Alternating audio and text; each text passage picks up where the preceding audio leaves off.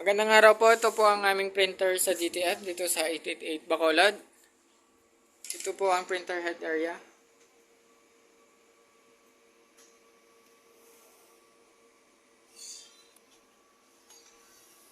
Ito naman po ang capping. Head clean.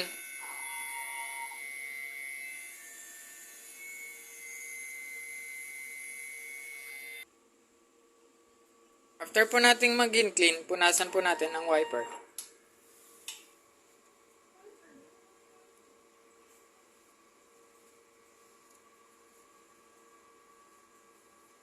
Punasan naman po natin yung copy.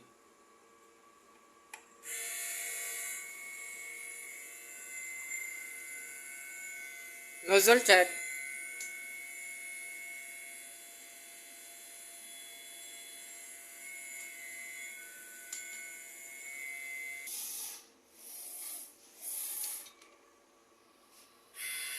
Yun naman po ang output ng aming nozzle check.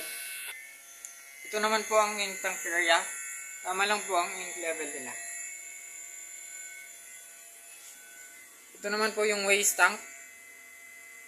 Ito naman po yung AVR tsaka yung ground wire. Ito naman po yung mga consumables ko sa DTF. Ito naman po yung sa printer daily checklist. Ito naman po yung sa consumables monitoring.